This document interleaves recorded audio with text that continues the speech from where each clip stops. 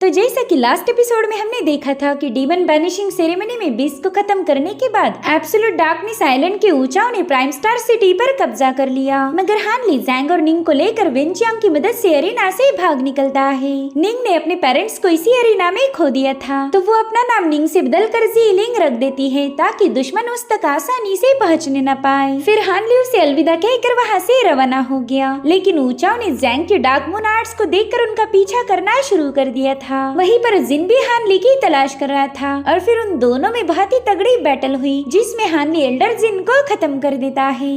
अब आगे तो इस एपिसोड की शुरुआत में हमें हेवनली स्टार सिटी के हॉल का सीन दिखाया गया, जहाँ पर निंग यानी कि जीलिंग पहुँच गई थी। वो स्टार पैलेस के एल्डर लियो को बताने लगी कि वो मेलोडियस सेक्ट से बिलोंग करती है, जिस पर एल्डर लियो कहने लगे कि मुझे तुम्हारे पेरेंट्स की मौत का अफसोस है, तो बताओ बच्ची तुम्हें बदले में क्या चाहिए। देखो मैं तुम्हारे माँ बाप को तो वापिस नहीं ला सकता, मगर मैं तुम्हें स्पिरिचुअल स्टोन्स या फिर कल्टीवेशन की मेथड दे सकता हूँ। जिस पर जीलिंग कहती एल्डर मुझे ये सब नहीं चाहिए, प्राइम स्टार आइलैंड पर कई सारे लोग मारे गए, तो आप बस मुझे इंसाफ दिलाएं। जिस पर एल्डर लियो कहते कि प्राइम स्टार आइलैंड पर एब्सोल्यूट डार्कनेस आइलैंड ने अटैक किया था, मगर वो लोग अब दोबारा से ऐसा नहीं करेंगे। साथ ही उनकी वजह से इनर एंड आउटर सी के बैरियर का काफी बड़ा नुकसान हुआ है, तो हमारे स्टार पैलेस की पहली प्रायोरिटी है उस बैरियर को रिपेयर करना, वरना हाई रैंकिंग के डिमोनिक बीस्ट इनर सी में घुसकर तबाही मचा देंगे। जीलिंग को तो एल्डर का ये डिसीजन बिल्कुल पसंद नहीं आया था, मगर फिर भी वो उनके फैसले पर अपनी सहमति दिखा देती है। जो देख एल्डर कहने लगा कि तुम आगे चलकर स्टार पैलेस के लिए एक इम्पोर्टेंट टूल साबित हो सकती हो, मगर फिलहाल तुम काफी ज्यादा यंग हो और तुम्हारी कल्टीवेशन भी लो है, इसलिए तुम मेरी हार्ड ट्रेनिंग को बिल्कुल भी झेल नहीं पाओगी। साथ ही साथ तुम्हारे फादर मेलोडियस सेक्ट के लीडर थे, तो उनकी मौत के बाद सेक्ट के लीडर की पोजीशन की जिम्मेदारी भी तुम्हारे ही कंधों पर आने वाली है। लेकिन मैं देख सकता हूँ कि तुम इसके लिए बिल्कुल भी तैयार नहीं हो, इसलिए मैं तुम्हारे लिए एक मदद भेजने वाला हूँ। वेल ये है मेरा जूनियर जाओ जेंग, ये तुम्हारी मदद करेंगे। जिसके बाद एल्डर लियो जाओ जेंग को बताने लगा कि जीलिंग काफी यंग है, तो इसके कल्टीवेशन की जिम्मेदारी आज से तुम्हारी, तुम इसके एल्डर बनकर इसे असिस्ट करोगे। साथ ही जब तक जीलिंग कोर फॉर्म नहीं करती तुम ही मेलोडियस सेक्ट के लीडर की पोजीशन को संभालोगे। यहाँ पर जीलिंग समझ गई थी कि स्टार पैलेस का एल्डर लियो उसकी कमजोरी का फायदा उठाकर सेक्ट लीडर की पोजीशन को हथियाना चाहता है। वो दिल में ही कहने लगी कि मुझे सीनियर हानली ने पहले ही बताया था कि ये लोग सेक्ट लीडर की पोजीशन मुझसे छीनने की कोशिश करेंगे, तब तुम उन्हें अपने एम्बिशंस दिखाकर इम्प्रेस करो। अगर वो लोग तुमसे खुश हो गए तो फिर स्टार पैलेस या फिर तुम्हारे सेक्ट का कोई भी बंदा लीडर की पोजीशन तुमसे छीन नहीं सकता। तो अब जीलिंग तुरंत ही एल्डर का शुक्रिया अदा करते हुए कहने लगी कि मैं कड़ी मेहनत करके जल्दी ही कोर को फॉर्म कर लूंगी, ताकि मैं स्टार पैलेस की इस प्रोटेक्शन और केयर का एहसान चुका पाऊँ। मगर मैं आपसे एक और रिक्वेस्ट करना चाहती हूँ, मुझे उम्मीद है कि एल्डर मुझे निराश नहीं करेंगे। तो एल्डर लियो से पूछने लगे कि बताओ बच्ची मैं तुम्हारे लिए क्या कर सकता हूँ। जिस पर जीलिंग कहने लगी कि मेरे पेरेंट्स की मौत के बाद मैंने कसम खाई थी कि मैं इसी लाइफ में उनकी मौत का बदला लूंगी।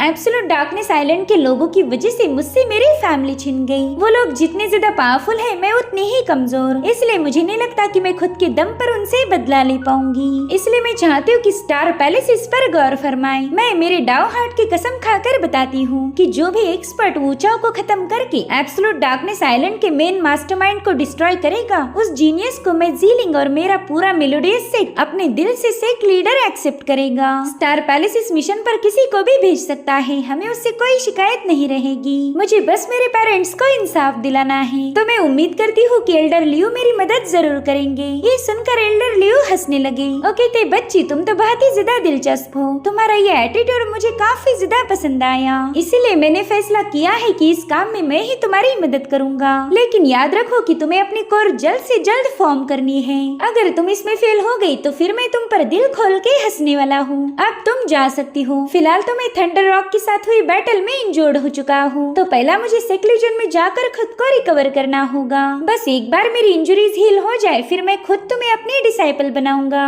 वेल यहाँ पर जीलिंग ने बड़ी ही चालाकी से अपने सेक्ट लीडर की पोजीशन की हिफाजत की थी, वरना तो एल्डर लियो जाओ जेंग को ही पोजीशन देने वाला था। वहीं पर जीलिंग दिल ही दिल में हानली का शुक्रिया अदा करने लगी, क्योंकि आज उसने उसने हानली और उसकी सलाह का यूज करके खुद के सेट को प्रोटेक्ट किया था। साथ ही उसने हानली से प्रॉमिस किया कि वो उन सभी लोगों को पनिश करेगी जो कमजोरों को बुली करते हैं। अब हमें सीधे 1 महीने बाद की कहानी दिखाई गई, जहाँ पर हानली ऊंचाओं से बचते हुए इधर उधर भटक रहा था। इसी दरमियान उसने कई सारे मिसलीडिंग ट्रेसेस भी पीछे छोड़ दिए, जिसकी हेल्प से वो ऊंचाओं को गुमराह कर पाए। जिसके बाद हानली जिन से हासिल की हुई स्टोरेज बैग को चेक करता है। उसके अंदर हानली को black heaven spear, genesis ball और टॉप ग्रेड के स्पिरिचुअल एलिक्सर की बोतल मिली थी। हानली तो इतने सारे मटेरियल को देखकर काफी ज्यादा खुश हो गया। वो कहता है कि मुझे वो कल्टीवेटर ज्यादा पसंद आते हैं जो अपना सारा ट्रेजर खुद के साथ कैरी करते हैं। अब हानली उस एलिक्सर की बोतल को ओपन करता है और उसमें हानली को 5 फॉलआउट पिल मिली थी, जिन्हें देखकर तो हानली की खुशी का कोई ठिकाना नहीं था। मगर हानली के दिमाग में ये सवाल बार बार घूम रहा था कि एब्सोल्यूट डार्कनेस के लोग उसके हाथ धोकर पीछे क्यों पड़े हैं। वो तो उन लोगों को ठीक से जानता भी नहीं था। अब हानली फिलहाल बस अपनी कोर फॉर्म करने पर ध्यान देना चाहता है, क्योंकि ये प्रोसेस काफी ज्यादा टाइम कंज्यूमिंग थी। साथ ही अब बैरियर के ब्रेक होने से उसका सामना खतरनाक बीस्ट से होने के भी चांसेस थे। वो तो बस दुआ कर रहा था कि उसका गलती से भी पाला शेप शिफ्टिंग मॉन्स्टर से ना हो, क्योंकि वो मॉन्स्टर नेसेंट सोल स्टेज की कल्टीवेटर से भी ज्यादा खतरनाक है।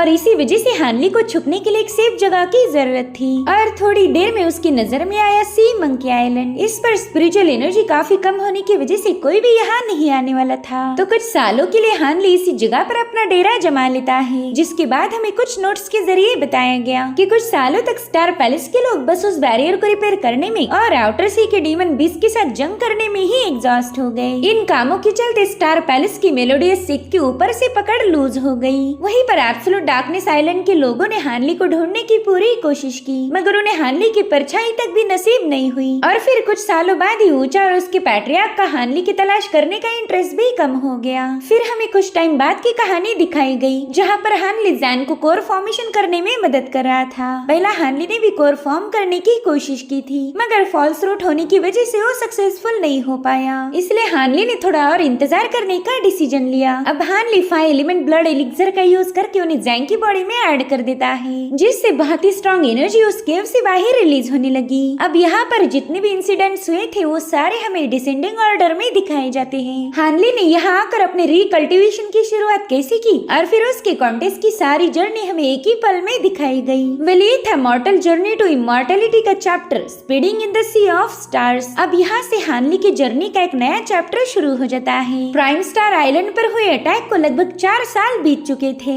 और फिर इतने सालों बाद हानली अपनी पुरानी केव में पहुंच जाता है। इस जगह पर उसने अपने स्पिरिचुअल क्रीचर्स को छुपा के रखा था, मगर फिलहाल वो केव में कहीं भी हानली को नजर नहीं आ रहे थे। यहाँ पर हमें हानली और जैंग की कल्टीवेशन लेवल के बारे में भी बताया गया। जैंग तो कोर फॉर्मेशन की इनिशियल स्टेज पर पहुंच चुका था और हानली अभी भी फाउंडेशन एस्टेब्लिशमेंट की पिनाकल पर है। मगर इसी दरमियान हानली ने 3 रेवोल्यूशन एक्ट को पूरी तरह से मास्टर किया, जो कि उसे कोर फॉर्म करने में मदद करेगी। अब हानली अपने क्रीचर्स को ढूंढते हुए एक पेड़ के पास आ जाता है, जिस पर एक चमकदार गोला लगा हुआ था। तो हानली ने तुरंत ही मास्टर ली हुआ के स्क्रॉल को चेक किया। इसमें इन कीड़ों के बारे में काफी कुछ लिखा गया था। वेल इनका नाम है गोल्ड डिवाउरिंग बीटल्स और बग्स कैटेगरी में ये 12वीं रैंकिंग पर मौजूद है। साथ ही ये बीटल्स स्पिरिचुअल ऑरा को कंज्यूम करने में माहिर थे। मास्टर ली हुआ ने अपनी स्क्रॉल में लिखा था कि ये बीटल्स हमारी टियानियन दुनिया से गायब हो गए, लेकिन हानली को ये नई गैलेक्सी में मिल गए थे। उस स्क्रॉल से हानली को ये भी पता चला कि ये बग्स काफी ज्यादा गुस्से वाले हैं। इन पर फायर या फिर वाटर का कोई असर नहीं होता। इन्हें तो बस स्पाइडर ही पकड़ सकते और कैप्चर करने के बाद इन्हें सिर्फ जेड में ही स्टोर किया जा सकता था। तो हानली ने तुरंत ही अपनी मकड़ी के बच्चों को बाहर निकाल लिया, मगर वो बच्चे तो इतने सारे बग्स देखते ही वहाँ से भागने लगे। उनका डर देखकर हानली को भी हंसी आने लगी। तो अब हानली और जैंग मिलकर उन गोल्ड बीटल्स पर अटैक करना शुरू कर देते हैं, लेकिन वो बग्स इससे काफी ज्यादा भड़क गए, तो उन्होंने भी इन दोनों पर काउंटर अटैक करना शुरू कर दिए थे।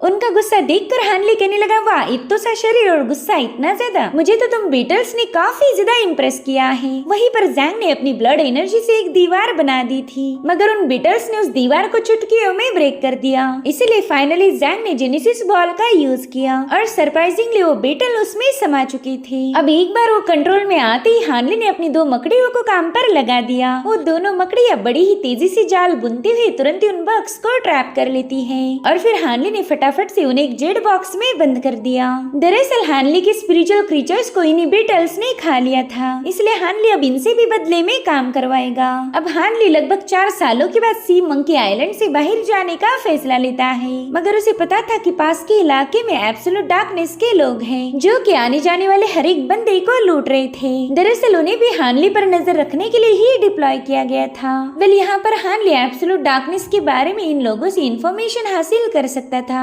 इसलिए उनसे बात करने के लिए चला गया। मगर उनकी हरकतें देखकर हानली समझ गया कि इनके पास कोई इन्फो नहीं है, ये तो बस थोड़े बहुत ट्रेजर को हासिल करने के लिए कमजोर लोगों की जाने ले रहे थे। इसलिए हानली इन्हें खत्म करने का काम जैंग को सौंप कर थोड़ी दूरी पर जाकर इंतजार करने लगा। जैंग ने तो वहाँ आते ही उन सब की धुलाई करना शुरू कर दी थी। उनके मैजिकल टूल्स भी जैंग पर कोई असर नहीं करते, इसलिए उन्होंने जैंग को एक फॉर्मेशन में ट्रैप कर दिया। मगर जैंग उसे ब्रेक करके कुछ ही पलों में उन सबको निपटा कर वापिस आ गया। हानली को इन लोगों की मौत का जरा भी अफसोस नहीं हुआ था, उल्टा उसने तो आगे चलकर मरने वाले बेगुनाह के एडवांस में ही जान बचाई। हानली को अच्छे से पता था कि एब्सोल्यूट डार्कनेस आइलैंड के लोग अभी भी उसकी तलाश में हैं, तो शायद आगे चलकर उसका स्ट्रॉन्ग ओपोनेंट से मुकाबला होगा। इसीलिए हानली हेवनली स्टार सिटी का पोर्टल यूज करके सीधे आउटर सी में पहुंच गया। यहाँ पर बस हानली को जितने हो सके उतने डीमंस को खत्म करके डीमन कोर हासिल करनी थी, इसलिए आउटर सी के बहुत ही मशहूर डीप जेड आइलैंड पर पहुंच जाता है। वेल यहाँ के कमजोर लोग भी फाउंडेशन एस्टेब्लिशमेंट की फाइनल स्टेज पर थे,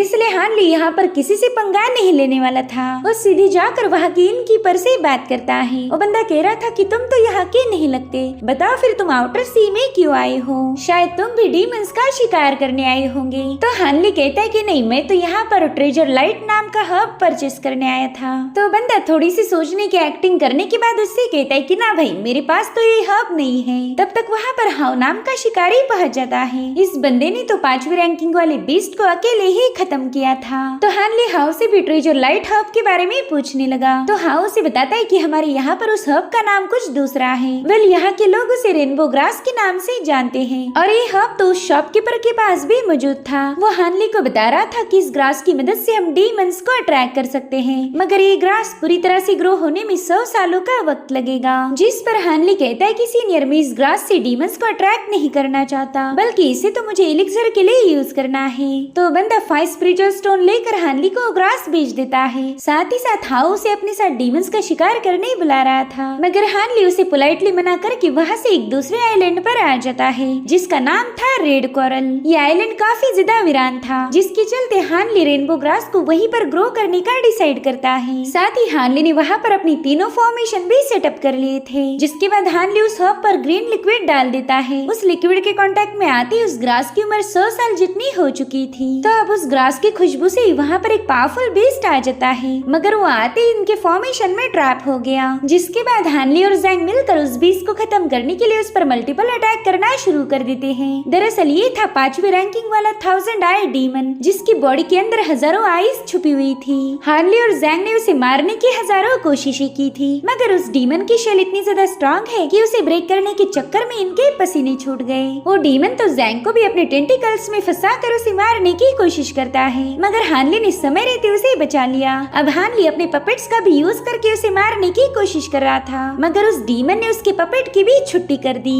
मीनवाइल उस डीमन ने जैंग को भी निगल लिया, तो हानली ने उसे अपने ब्लू वाटर ग्रीन आर्मर में ट्रैप करने की कोशिश की। साथ ही साथ जैंग भी उस डीमन के पेट में ब्लास्ट करके बाहर आ जाता है, और उसी वक्त हानली ने रेड नीडल का यूज करते हुए उस डीमन की हिडन आईज पर हमले कर दिए, और फिर फाइनली वो अपनी अजूर सोर्ड उसकी मेन आंख पर स्टैब करके उसे खत्म कर देता है। जिसके बाद हानली ने उसकी कोर भी हासिल कर ली थी। अब ऐसे ही कुछ दिन बीत जाते हैं। हानली ने कई सारे पावरफुल डीमंस का शिकार किया था। साथ ही साथ अब हानली के पास ढेर सारी कोर्स जमा हो गई थी। इस काम में जैंग ने भी उसकी पूरी मदद की थी, और फाइनली लगभग 2 सालों बाद हानली अपनी कोर फॉर्म करने की जर्नी पर निकल पड़ा। आउटर सी काफी ज्यादा खतरनाक था, इसलिए हानली हेवनली स्टार सिटी जाने का डिसाइड करता है। वहीं जाकर वो अपनी कोर को फॉर्म करने की कोशिश करेगा। इसलिए हानली एक जहाज पर सवार हो जाता है, और वो हेवनली स्टार सिटी के काफी करीब भी पहुंच चुका था। हानली पहला भी इस सिटी में आ चुका है, लेकिन सिर्फ यहाँ का पोर्टल ओपन करके आउटर सी जाने के लिए, जिसके चलते उसे इस सिटी को एक्सप्लोर करने का मौका ही नहीं मिला था।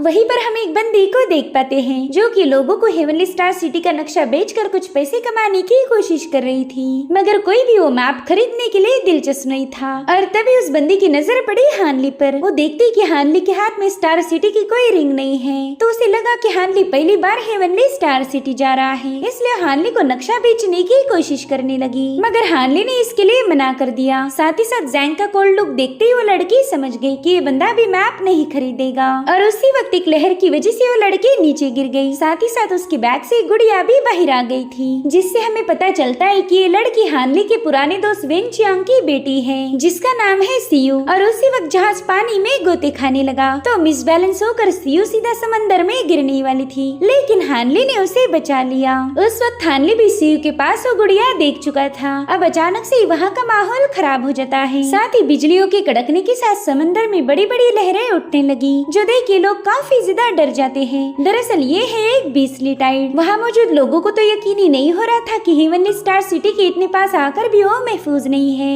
अब स्टार पैलेस की गार्ड्स उस जहाज पर एक शील्ड भी फॉर्म कर लेते हैं, और तभी हमें समंदर में एक बहुत ही खौफनाक मॉन्स्टर दिखाया गया, जो कि इस जहाज को डिस्ट्रॉय करने की कोशिश कर रहा था। मगर वो शिप बड़ी ही तेजी से हेवनली स्टार सिटी के गेट के करीब पहुंच जाती है। मगर उनके पीछे पीछे इसी मॉन्स्टर की पूरी फौज भी वहाँ पर आ चुकी थी, और उतने में इस सिटी का फॉर्मेशन एक्टिवेट हो गया। वो एक ही ब्लास्ट में छोटे छोटे डीमंस के चिथड़े उड़ा देता है। अब उस फॉर्मेशन को एक्टिवेट होता हुआ देखकर वो जायंट सी मॉन्स्टर भी वहाँ से भाग निकला। मगर समंदर में अचानक से एक बहुत बड़ा गैप बन चुका था, जिसमें वो मॉन्स्टर बुरी तरह से ट्रैप हो गया। साथ ही साथ सिटी में मौजूद हर एक माउंटेन पर लगा हुआ फॉर्मेशन एक्टिवेट होकर वहाँ पर एक मैकेनिज्म आ जाता है, जिसने अपनी गोल्डन एनर्जी से बस एक ही सेकंड के अंदर उस मॉन्स्टर को खत्म कर दिया। उस मैकेनिज्म को देखकर तो हानली के होश ही उड़ गए थे। साथ ही साथ सभी लोग स्टार पैलेस का शुक्रिया अदा करने लगे। अगर स्टार पैलेस समय रहते कोई एक्शन नहीं लेता तो ये सभी लोग मारे जाते। हानली सोचता है कि बस एक ही फॉर्मेशन की मदद से इन्होंने बीसली टाइड को डिस्ट्रॉय करके तबाही को रोक लिया। ये है स्टार पैलेस की असली पावर। इसलिए हानली को ये जगह काफी ज्यादा पसंद आई। हेवनली स्टार सिटी में ही स्टार पैलेस था, इसलिए यहाँ पर कोई भी इतनी आसानी से हमला नहीं कर सकता, तो यही जगह कोर फॉर्म करने के लिए सबसे सुटेबल थी।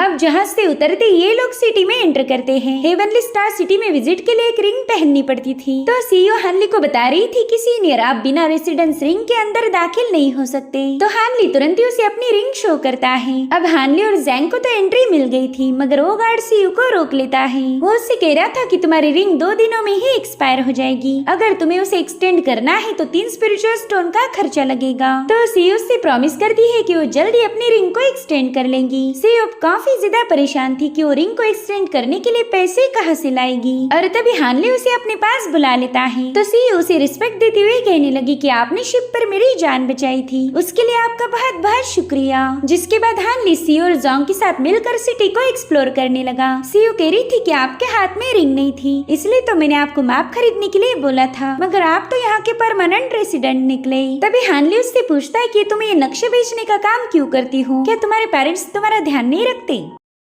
जिस पर सीईओ जवाब देती है कि उसके पेरेंट्स की कुछ ही सालों पहले डेथ हो गई, मगर वो कह रही थी कि मैं खुद का ख्याल रख सकती हूँ। साथ ही वो हानली से कहने लगी कि अगर आपको किसी भी चीज की डिलीवरी चाहिए या फिर सिटी का टूर चाहिए तो आप मुझे बता देना, मैं जरूर से आपकी हेल्प करूंगी। तो हानली भी उससे प्रॉमिस करता है कि अगर उसका कोई काम रहा तो सीईओ से कांटेक्ट करेगा। जिसके बाद हानली ने अपनी विंड बोट को समन कर लिया। वो सीईओ को भी उस पर इन्वाइट करता है। तो अब सीईओ उसे हेवनली स्टार सिटी के बारे में बताने लगी। वो कह रही थी कि मॉर्टल्स माउंटेन के बेस में रहते हैं और सभी कल्टीवेटर्स माउंटेन के टॉप पर, मगर जितनी हायर रैंक आप अचीव करोगे माउंटेन के उतने ही टॉप पर जा सकते हो। अगर आप मिड लेवल के कल्टीवेटर हो तो आपके माउंटेन के बीच में ही रेसिडेंस मिल जाएगा। अब सीईओ हानली को सिटी के लगभग सारे शॉप्स, एक्सचेंज सेंटर, लाइब्रेरी और ऑक्शन हाउस शो कर देती है। जिसके बाद ये लोग माउंटेन्स के नजारे देखते हुए आगे बढ़ने लगे। हानली सीईओ को बताता है कि उसे यहाँ पर एक घर रेंट पर लेना है, एक ऐसी जगह जहाँ पर ढेर सारी मात्रा में स्पिरिचुअल एनर्जी मौजूद हो। जिस पर सीईओ कह रही थी कि वो यहाँ के सभी एजेंट्स को जानती है, तो थोड़ी देर में हानली को एक परफेक्ट घर ढूंढ के देगी। साथ ही वो हानली को पोर्सलेन सेज माउंटेन के बारे में भी बताने लगी, जो कि बादलों में काफी ज्यादा ऊंचाई पर था। वेले घर है उन्हीं 2 सेंट्स का जिन्होंने इनर एंड आउटर सी को अलग किया था। सीईओ से बताती है कि इस माउंटेन पर ढेर सारी मिस्टीरियस पावर्स छुपी हुई है। साथ ही यहाँ पर बस 2-4 गिने चुने लोग ही जा सकते हैं, इसलिए मेरे पास इस सेज माउंटेन की ज्यादा इन्फॉर्मेशन नहीं है। मगर इसी माउंटेन और 2 सेंट्स की वजह से कोई भी स्टार पैलेस को चैलेंज नहीं कर सकता। अब हानली ने सीयू के कांटेक्ट के जरिए एक बहुत ही महंगी जगह पर घर रेंट पर ले लिया और वो भी कई सालों के लिए। सीयू तो ये देख कर ही दंग रह गई। वो कहती, सीनियर अगर आपको सर्वेंट की जरूरत पड़ेगी तो मैं हूँ ना, मुझे यहाँ पर काम पर रख लीजिए। यकीन कीजिए मैं ज्यादा खाना नहीं खाती तो आपका ढेर सारा खर्चा भी बच जाएगा। तो हानली तुरंत ही उसे सिटी का टूर देने के लिए स्पिरिचुअल स्टोन की बैग रिवॉर्ड में दे देता है। उस बैग की स्पेस में ढेर सारे स्टोन्स थे। वो कह रहा था कि अगर मुझे तुम्हारी जरूरत लगी तो मैं तुम्हें वॉइस ट्रांसमिशन से बुला लूंगा। सीयू तो इतने सारे स्टोन्स देख कर ही हैरान हो गई। इतने स्टोन्स में तो कई सालों तक आराम से सरवाइव कर सकती थी।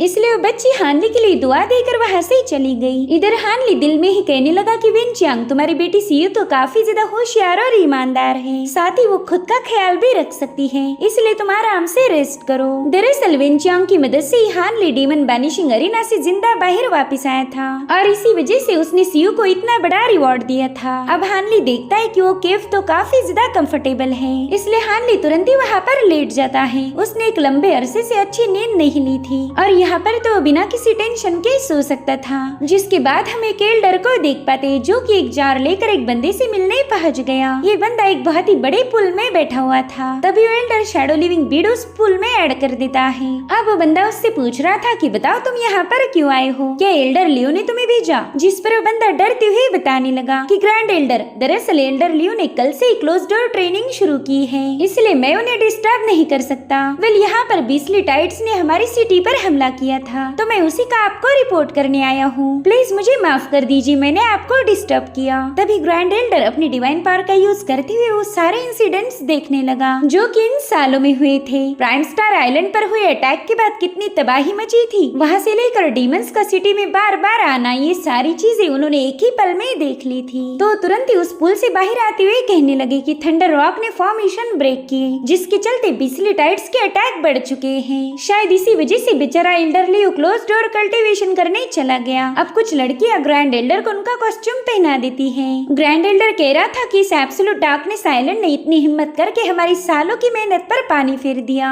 मेरे ख्याल से उनके अकेले का काम नहीं हो सकता। वेन और वान ने उन्हें ये करने के लिए उकसाया होगा। वेन और वान तो सन के बुड्ढे हैं, उन्हें बस छुपकर लोगों में फाइट लगवाना अच्छा लगता है ताकि वो आराम से उसके मजे ले पाए। दरअसल ये है स्टार पैलेस की ग्रैंड एल्डर जिनकुई और ये कल्टीवेशन की मिडल युआनिंग के पिनाकल स्टेज पर पहुंच चुके हैं। इधर वो बंदा जिनकुई से कह रहा था एल्डर लियो ने इतने सालों में अकेले ही हमारे स्टार पैलेस को सपोर्ट किया। उन्होंने अपना ढेर सारा टाइम और एनर्जी इस काम में लगा दी थी, मगर इस बार का बीसली टाइड अटैक काफी अचानक से हो गया तो हमें मजबूरन हेवनली स्टार फॉर्मेशन का यूज करना पड़ा और इसी के चलते एल्डर लियो की कल्टीवेशन थोड़ी सी लो हो गई। तभी जिनकुई उससे पूछते कि तुम्हारा नाम ही जाओजिंग है ना? तो बंदा कहते हाँ मास्टर, मैं एल्डर लियो का जूनियर हूँ। जिस पर जिनकुई कहते हाँ ये बात तुम्हें बताने की जरूरत नहीं, तुम एल्डर लियो से कितने ज्यादा वफादार हो ये मैं देख पा रहा हूँ। देखो अगर डीमंस ने स्टार पैलेस की सिटी पर अटैक करने की जरूरत की है तो इससे तुम अंदाजा लगा सकते हो कि इन डीमंस ने दूसरे शहरों का क्या हशर किया होगा।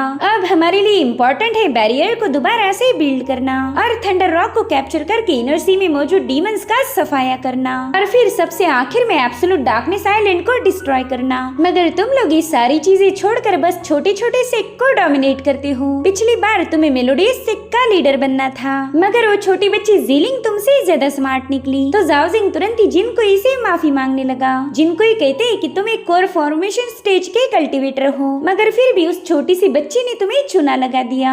अगर तुम उस बच्ची को हैंडल नहीं कर पाए तो इन खतरनाक डीमंस के साथ डील कैसे करोगे? देखा जाए तो तुम्हें और तुम्हारे एल्डर लियो को अपने दिमाग का यूज करना सीखना चाहिए। अच्छे से प्रैक्टिस करके खुद को इम्प्रूव करो। दरअसल मैंने अफवाह सुनी है कि लोग आजकल काफी सारे लजीज चर्चे कर रहे। उनके हिसाब से हमारा स्टार पैलेस अंदर से पूरा सड़ चुका है, हम अब पहले जैसे पावरफुल नहीं है और मैं भी उनकी बातों से पूरी तरह से अग्री करता हूँ। सच बताओ तो तुम्हारी और एल्डर लियो की नाकामी ही इस बर्बादी का कारण है। जिसके बाद जिनकुई अचानक से वहाँ से गायब हो गए। वो कह रहे थे कि यो मेरे पाँव पकड़कर कुछ नहीं होने वाला, मैं तुम्हें 3 महीनों का वक्त देता हूँ। इन 3 महीनों में 1000 मील इलाके में जितने भी छठी रैंकिंग के डिमोनिक बीस्ट है वो सब के सब मारे जाने चाहिए। अगर तुम ये काम करने में फेल हो गए तो फिर तुम और तुम्हारा एल्डर लियो खुद के हाथों से अपनी जान ले लेना, क्योंकि तुम्हारी उतनी औकात नहीं कि मैं तुम्हें मारकर अपने हाथ गंदे करूँ। और फिर एक कूल डायलॉग मारने के बाद जिनकुई वहाँ से चले गए। इधर हानली ने एक केव में गोल्डन बग्स को ट्रेन करना शुरू कर दिया था। हानली उन्हें डीमन कोर्स खिलाकर उनका पेट भर रहा था ताकि वो खुद की तादाद को तेजी से बढ़ा पाए। एक बार ये बढ़ जाए तो फिर हानली बैटल में इनका यूज कर सकता था। साथ ही हानली अपनी ग्रीन बॉटल जैंग के हवाले कर देता है। वो कह रहा था कि इसका यूज करके हब्स को ग्रो करते रहो। क्लोज डोर ट्रेनिंग में मुझे उनकी जरूरत पड़ेगी। साथ ही सीयू भी हानली के लिए ढेर सारे एलिक्सर की मटेरियल प्रोवाइड करती थी। तो अब हानली सब कुछ अरेंज करने के बाद क्लोज डोर ट्रेनिंग के लिए तैयार हो गया।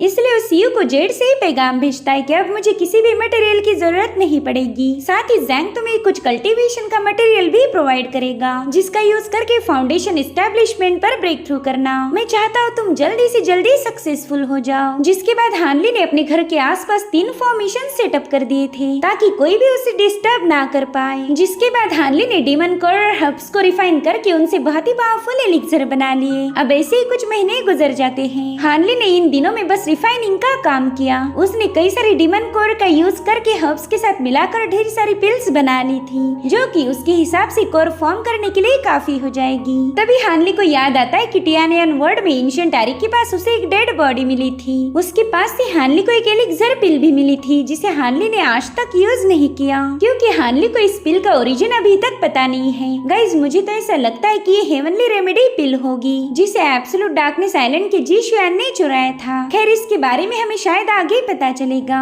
अब हानली ने 2 फॉलआउट पिल को कंज्यूम कर लिया। दरअसल इस दुनिया में कोर फॉर्म करना सबसे मुश्किल काम है। लोगों की जिंदगियां निकल जाती है मगर फिर भी वो एक कोर को फॉर्म नहीं कर पाते। और हानली की बॉडी में तो फॉल्स स्पिरिचुअल रूट थे इसलिए ये काम उसके लिए और ज्यादा मुश्किल हो जाएगा। मगर हानली ने फैसला लिया था कि जब तक वो कोर फॉर्म नहीं करेगा इस केव से बाहर नहीं जाएगा। तो आज के ही दिन से हानली का कोर फॉर्म करने का 60 इयर्स का सफर शुरू हो गया।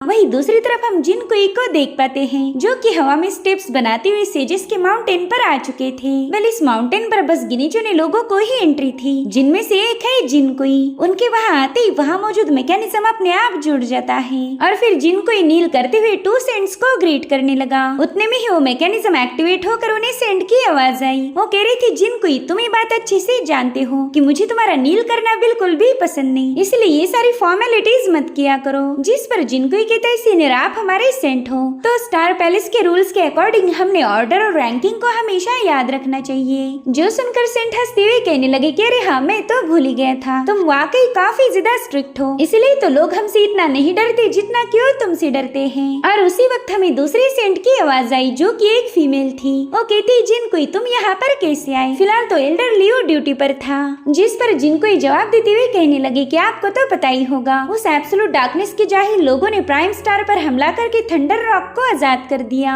और उस थंडर रॉक ने बैरियर को डैमेज कर दिया है। इसलिए एल्डर लियो ने अपनी एनर्जी का यूज करते हुए इस रायते को साफ करने की कोशिश की जिसमें वो भी कमजोर हो गया। तो फिलहाल वो क्लोज डोर कल्टीवेशन में जा चुका है ताकि वो खुद को ही हील कर पाए। जिस पर सेंटेस कहती है कि छोटे मसले कैसे हल करने हैं ये तुम फैसला करो। वैसे भी कुछ ही दिनों में हम दोनों भी ब्रेक थ्रू करने वाले हैं तो इन छोटे मसलों को हल करने का हमारे पास वक्त नहीं। जिस पर सेंट कहती कि हाँ मेरी लेडी एकदम सही बोल रही है, हम दोनों जल्दी अपर रेल में पहुंच जाएंगे इसलिए तुम ही इन प्रॉब्लम्स को सॉर्ट आउट करो। तो जिनको ही उन दोनों को बताने लगा कि उसने ऑलरेडी बैरियर्स की रिपेयरिंग शुरू कर दी है। साथ ही प्राइम स्टार इंसिडेंट में जितने भी गुनहगार शामिल थे उन सबको पनिश किया जाएगा। और रही बात एब्सोल्यूट डार्कनेस आइलैंड की तो उन्हें जिनको ही खुद सबक सिखाने वाले थे। जिस पर सेंटेस कहने लगी कि तुम्हें जो सही लगे वो एक्शन लो, बस अपनी लिमिट क्रॉस मत करना क्योंकि जल्दी वो जगह ओपन होने वाली है तो उससे पहला हमें कोई बेवकूफी नहीं करनी। गाइस ये कौन सी जगह के ओपनिंग की बात कर रहे हैं ये हमें कहानी में आगे पता चलेगा। सेंट कह रहे थे कि अब तो कई सारे डिमोनिक कल्टीवेटर अपनी लाइफ के आखिरी पड़ाव में पहुंच चुके हैं तो सभी लोग हेवनली रेमेडी पिल हासिल करने की कोशिश करेंगे ताकि वो लोग अपनी मौत को दूर ढकेल के इमॉर्टलिटी को गले लगा पाए। वाकई उनके ड्रामे देखकर तो काफी ज्यादा मजा आने वाला है। जिसके बाद सेंट और जिन को जोर जोर से हंसने लगे। अब इन दोनों की हंसी तो रुकने का नाम नहीं ले रही थी इसलिए सेंटेस कहती कि बस अब बहुत हुआ, तुम दोनों तो बच्चों जैसे दांत निकाल रहे हो। अब उनकी डांट सुनते ही ये दोनों तुरंत ही अपनी विलन वाली हंसी बंद कर देते हैं। सेंटेस जिनको को बताती है कि शायद प्राइम स्टार आइलैंड के इंसिडेंट के पीछे एब्सोल्यूट डार्कनेस के पैट्रियार्क का हाथ होगा।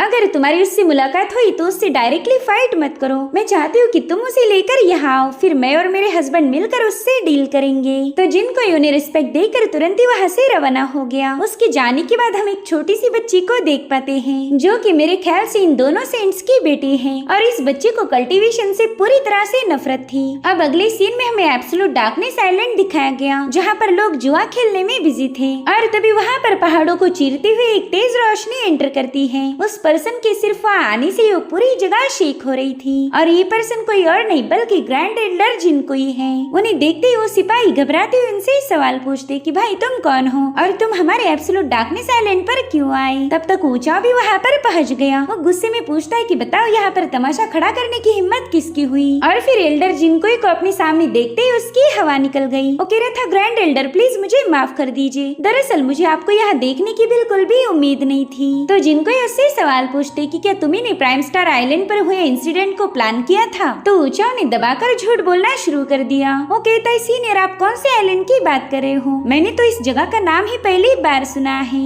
रुकिए मैं अभी अपने बंदों से भी पूछ लेता हूँ। जिसके बाद वो अपने चमचों से पूछताछ करने का ड्रामा करने लगा। वो कह रहा था बताओ क्या तुम लोग प्राइम स्टार नाम के आइलैंड पर गए थे। तो लोग भी घबराते हुए बताने लगे कि ना सीनियर हमने भी इस आइलैंड का नाम पहली बार सुना। इसलिए ऊंचा तुरंत ही ग्रैंड एल्डर के पास जाकर बताने लगा कि जरूर से आपने कुछ गलत अफवाहें सुनी होंगी। दरअसल हमारा एब्सोल्यूट डार्कनेस आइलैंड सबसे ज्यादा अगर किसी चीज की रिस्पेक्ट करता होगा तो वो है हमारी दुनिया के रूल्स, जिन्हें आपके स्टार पैलेस ने सेटअप किया है। दरअसल इस मसले के बारे में हमारे पैट्रियार्क ने ऑलरेडी एल्डरली उसे डिस्कशन किया था और हमें पता चला कि इस अटैक के पीछे 6 कंपनी हॉल के एल्डर जिनका हाथ है। उसने अपना लाइफ स्पैन बढ़ाने के लिए आउटर सी के साथ मिलकर सिर्फ एक पिल हासिल करने के लिए सारी प्लानिंग बनाई थी। उसी ने दोनों सेंट्स ने सप्रेस किए हुए थंडर रॉक को आजाद किया और फिर वहीं से तबाही की शुरुआत हो गई। इस अटैक का हमारे एब्सोल्यूट डार्कनेस आइलैंड से कोई लेना देना नहीं, हम तो बस आप ही के मासूम बच्चे हैं। प्लीज मेरी बात पर यकीन कीजिए। जिस पर ग्रैंड एल्डर कहते कि मैं यहाँ तुम्हारी झूठी कहानियाँ सुनने नहीं आया और फिर जिनको की आवाज उस पूरे आइलैंड पर गूंजने लगी। वो कह रही थी एब्सोल्यूट डार्कनेस चल जल्दी से बाहर आ जा।